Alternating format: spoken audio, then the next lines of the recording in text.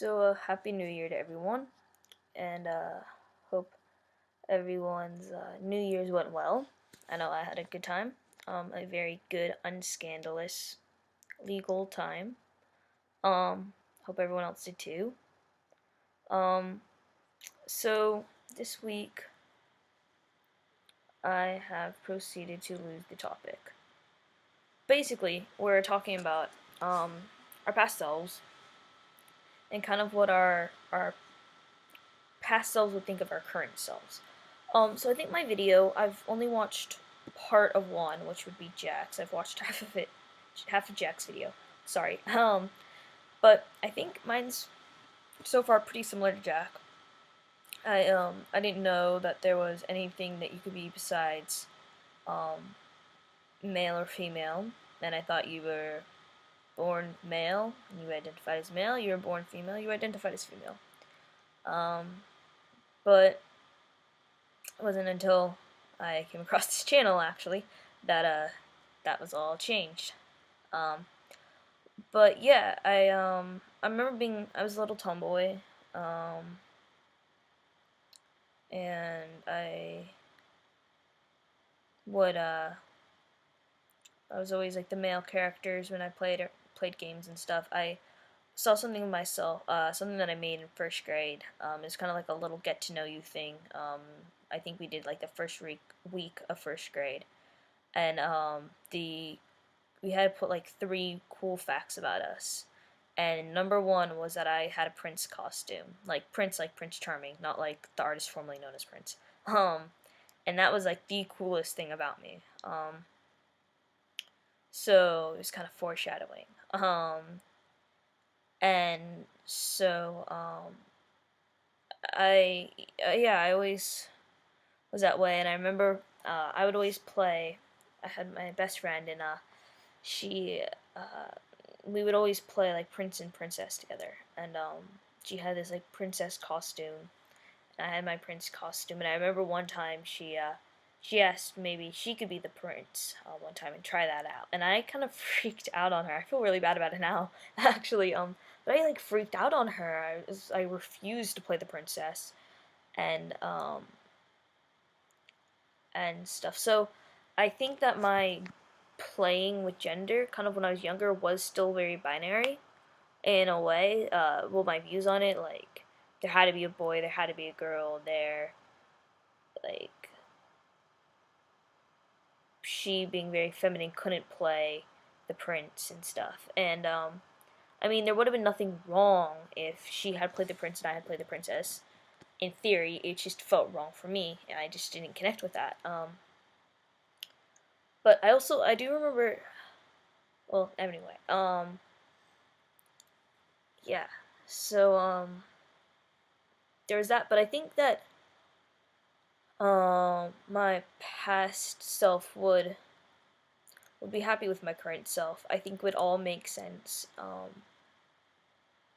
And I mean, I know it's not important for your childhood to kind of like match up with your current way or like kind of show signs, but I know for me personally, it's kind of a sort of relief. And I think because I am younger, I haven't gone through adult years, so it's not like I started being gender nonconforming or kind of identifying that way at age 20 and then starting to identify as genderqueer at like age 40, and then there's like 20 years in there of like signs or whatever. So I think my childhood is a big part of my life. So I think that's really important. And I remember in 7th grade, I had to go back to school shopping, and I was trying to kind of reinvent myself because I was going to a new school. And I remember pink was really popular among the guys then. And I remember my mom trying to get me to buy some polos, and she was trying to convince me to get the pink one. And I hated pink. The only time I'd wear pink was if it was a T-shirt, and the T-shirt had to meet my criteria. And that was pretty rare. But I remember thinking to myself, well, if the guys can wear pink, then I can wear pink because that's okay. If the guys wear it, then it's okay if I wear it. I wore that shirt once, but um, I think that my past self would definitely see that this makes sense. But I think that if I suddenly became a 7 year old again, if like my current brain was put into my little 7 year old body, I definitely think. I mean, I would have had to come out. Like I had to come out a couple years ago, and then come out again and again.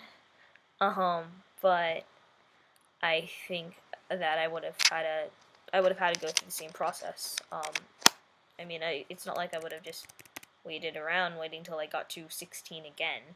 Um, but I think I don't know. I think that yeah, I was ignorant when I was little, but I think a lot of kids are unless you're exposed to people who don't fit into the binary or don't fit into gender norms and into kind of society's strict rules. So I think that if I had been exposed to it when I was younger, um, I think things might have been a little different. But overall, I think it was important. I think the waiting was important because it just now makes me even more sure and more comfortable with the way I am now. Because sometimes I think that waiting and that longing just made kind of victory so much sweeter. I remember I think I was in second grade and my cousin was having her bridal shower, and so my mom and I were invited, so we went. And I remember my cousin's best friend. I don't know how they identify, but I know then they um, used a traditionally female name, but they were like super super butch. And I remember looking at this person, just kind of being in awe of them and wanting to be just like that. I remember trying to be real cool around them, and like it was just it was something that I thought was just I don't know. I just thought they were the coolest. They were the coolest, and I remember at the wedding they obviously didn't feel comfortable in dress, so all the bridesmaids all wore tuxes as well. They all wore like pink and black tuxes. And I thought that was really cool. So I definitely think that there's been this pattern, even if other people might deny it, and maybe I embellish it a little bit, but from my memories and my experiences, it all makes sense. Yeah, I'm gonna cut it off now. Okay, see ya.